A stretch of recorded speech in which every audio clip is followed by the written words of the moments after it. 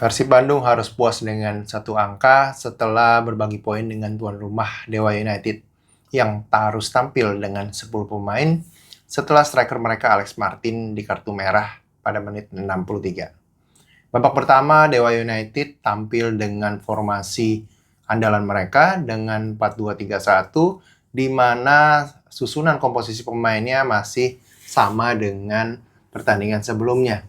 Sementara Persib Bandung mengalami sedikit perubahan di starting line up dengan memainkan Julio Cesar menemani Federico Barba, kemudian memainkan Adam Alis dan memainkan Beckham Putra untuk menggantikan William Barros. Nah, babak pertama diawali oleh serangan-serangan dilakukan oleh Persib Bandung ketika tim tamu mengambil inisiatif dan di awal-awal pertandingan ada satu peluang yang gagal dikonversikan oleh Persib Bandung.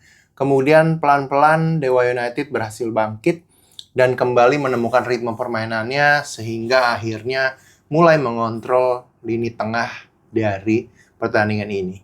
Jadi kalau kita lihat Dewa United sekali lagi menunjukkan superioritas di lini tengah dengan berhasil mengontrol pertarungan di lini tengah antara kedua tim. Komposisi lini tengah yang diisi oleh Mesidoro, Jaja, Ricky Kambuaya betul-betul mendikte lini tengah dari Persib Bandung. Sementara Persib Bandung sendiri lebih banyak memainkan bola-bola crossing dari kedua sayap, yang sayangnya bola crossing itu terlalu mudah untuk diantisipasi oleh pertahanan dari Dewa United. Karena dalam pertandingan ini ternyata Dewa United juga menampilkan sistem pertahanan low block sehingga menyulitkan para pemain Persib untuk mengembangkan permainan. Nah, kemudian gue ingin menyoroti adalah proses terjadinya gol Alex Martin setelah menerima umpan dari Alexis Mesidoro di menit 24. Sebuah assist yang sebetulnya didahului oleh sebuah proses yang kontroversial. Sekali lagi ini gue katakan adalah kontroversial di mana menurut kamera yang kita lihat di layar TV, bola sepertinya sudah meninggalkan lapangan. Namun, sekali lagi, tidak adanya teknologi garis gawang, jadi gua rasa juga membuat bumbu-bumbu kontroversi di pertandingan ini semakin terasa. Yang kedua, mungkin kontroversinya adalah tidak adanya on-field review yang dilakukan oleh wasit, dan ini sebetulnya amat disayangkan karena seharusnya memang tidak wajib, tapi untuk meminimaliskan simpang siur, seharusnya wasit bisa mengambil action untuk melakukan on-field review. Nah, namun juga di luar dari kontroversi yang ada, gue menilai ada keteledoran yang dilakukan oleh pertahanan Persib Bandung. Jadi ketika bola umpan yang dilesakan oleh Mesidoro, kita lihat back Persib Julio Cesar itu out of position. Sehingga Alex Martin itu bebas untuk tap-in bola ke gawang Teja Paku Alam. Nah, kemudian Persib pun bereaksi cukup positif, gue lihat. Jadi terlepas adanya gol ini kontroversi ataupun tidak, tim dari Persib Bandung tetap lanjut pertandingan dengan cepat ya. Jadi gue nggak melihat banyak drama yang dilakukan oleh official tim Persib maupun para pemainnya. Dan mereka memutuskan untuk melanjutkan pertandingan. Kemudian Persib langsung melakukan respon dengan mencoba untuk membangun inisiatif serangan.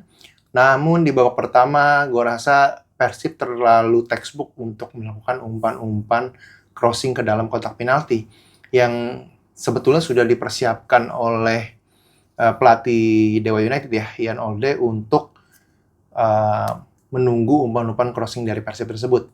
Dia menempatkan dengan pertahanan low block dan jarak antar lini ini sangat rapat sehingga Persib Bandung kehilangan kreativitas untuk bisa melakukan variasi serangan. Jadi beberapa peluang di babak pertama, gue rasa terlalu textbook. Dan sayang ada satu peluang ya kalau gue nggak salah dari Ramon, yang sayangnya sundulannya masih melebar. Jadi overall di babak pertama, Persib terlalu textbook, sementara Dewa tampil lebih cerdik ya. Jadi gue rasa dalam pertandingan ini di babak pertama, perang taktikal ini dimenangkan oleh Ian Olde Rekering. Nah, di pertandingan ini adalah sebuah pertandingan yang penuh dengan taktikal. Jadi peran dari kedua pelatih sangat terasa sekali, di mana dengan komposisi pemain yang berimbang, taktikal dari kedua pelatih ini betul-betul menit ke menitnya menciptakan adu strategi yang sangat detail. Babak kedua, ketika Persib mencoba untuk inisiatif melakukan serangan, sekali lagi gue tidak melihat banyaknya variasi-variasi permainan yang bisa dilakukan oleh para pemain Persib. Karena para pemain Dewa United cukup pintar untuk menunggu para pemain Persib kehilangan bola. Jadi Jan Olde ini mengambil langkah untuk menunggu di low block permainan mereka. Jadi mereka menutup ruang-ruang yang timbul di pertahanan mereka dengan mempersilahkan Persib untuk mengambil ball position ya. Nah, kemudian petaka itu datang ketika lagi-lagi menurut gua tindakan atau action yang dilakukan oleh Julio Cesar ini sangat beresiko. Jadi Julio Cesar ketika menerima bola back pass, dia melakukan sebuah capping melewati Saadawi kalau gua nggak salah. Dan akhirnya ketika di-pressing oleh Alex Martin, bola clearance-nya membentur Alex Martin. Yang kalau kita lihat lagi, sekali lagi dari layar TV, itu adalah handsball. Karena bola setelah mengenai kaki Alex Martin, mengenai tangan dari Alex Martin. Nah, cuma wasit tidak melakukan on-field review lagi, juga tetap memutuskan bahwa itu adalah bola yang terus on ya. Dan kemudian akhirnya sebuah passing dilakukan oleh Noah Saadawi kepada Ricky Kambuaya berhasil menciptakan gol kedua untuk Dewa United. Nah, cuma pertandingan ini sayangnya juga diwarnai oleh kegagalan pemain Dewa United untuk tampil lebih cerdik ya di dalam menyikapi keadaan yang ada saat itu, di mana Alex Martin tertangkap mungkin oleh official referee ya, ketika melakukan protes yang berlebihan, sehingga akhirnya menerima kartu kuning kedua dan harus meninggalkan lapangan lebih cepat di menit 63. Nah, setelah tertinggal 0-2, Persib melakukan beberapa perubahan dengan memasukkan Andrew Yung, kemudian juga memasukkan William Barros, dan hasilnya mulai terasa ketika Berginho dijatuhkan oleh Jonathan. Penalti Tom Haye berhasil menciptakan gol untuk memperkecil ketinggalan 1-2 untuk keunggulan Dewa United. Nah, Dewa juga mencoba merespon untuk mempertahankan skor dengan mengganti pemain-pemainnya. Di bek kanan adalah Jonathan digantikan oleh Wahyu Pras. Nah, Persib terus mengambil inisiatif serangan dengan menguasai ball position. Mulai dilakukan beberapa variasi serangan dari tengah lapangan dengan melakukan wall pass, namun sayangnya pemain Dewa sudah totally bertahan ya untuk menjaga skor. Namun sebuah crossing cantik dari Eleno Reinders di menit 86 berhasil disundul oleh Andrew Yung dan menciptakan skor imbang 2-2. Skor ini bertahan hingga akhir pertandingan. Dengan hasil ini, Persib harus merelakan selisih 2 poinnya dengan Borneo FC yang tadinya dari 4 poin menjadi 2 poin. Sementara dengan peringkat 3 Persija dari 9 poin sekarang menjadi 7 poin. Nah, gue ingin melihat dari pertandingan ini bahwa sekali lagi Dewa United dan Persib Bandung memiliki kedalaman skuad yang berimbang, di mana kita lihat kedua tim menampilkan ciri khas permainan mereka. Namun bicaranya adalah variasi serangan, Dewa United tampil lebih pintar di dalam memanfaatkan celah-celah dari lapangan yang dimiliki oleh Persib Bandung. Jadi gue lihat para pemain Dewa tampil lebih enjoy di dalam melakukan 1-2 permainan dan memanfaatkan kecepatan Saadawi.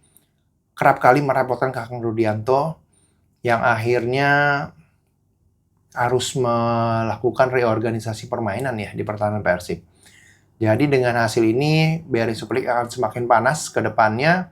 Bagi Persib, 6 partai sisa nggak ada harga tawar-menawar gitu ya. Mereka harus terus menang Sementara bagi Dewa, mereka akan terus naik performance-nya, gue rasa sampai akhir. Dan tentunya dengan selisih 2 poin menghadapi Borneo FC ya. Gue rasa Borneo FC juga akan punya peluang untuk bisa melakukan mungkin manuver menyalip Persib Bandung ya. Karena Persib masih punya partai away yang cukup keras nih. Harus melawan PSM Makassar, harus menghadapi Bayangkara FC dan menghadapi Persija Jakarta. Jadi bagi Persib, sekali lagi, partai away masih menjadi tantangan sendiri karena mereka sulit untuk mendapatkan 3 poin. Sampai sejauh ini mereka baru menang 6 kali. Meskipun nggak terlalu buruk, tapi gue rasa sebagai tim yang sedang memperebutkan gelar juara, Persib harus lebih klinikal ya di dalam memanfaatkan peluang-peluang yang ada. Dan dalam pertandingan ini pun, sekali lagi striker dari Persib Bandung masih belum terlalu klinikal. Jadi nggak hanya striker tapi lini penyerangan nih, termasuk dari Berginho juga ada peluang di awal-awal babak kedua, juga gagal dimanfaatkan untuk menjadi gol. Jadi itu adalah PR-nya bagi Persib Bandung. Kalau mereka mau lebih cepat mengunci gelar juara, mereka harus sekali lagi lebih klinis dalam memanfaatkan peluang. Dan gue rasa reviewnya ini aja guys. Thank you for watching. Bye.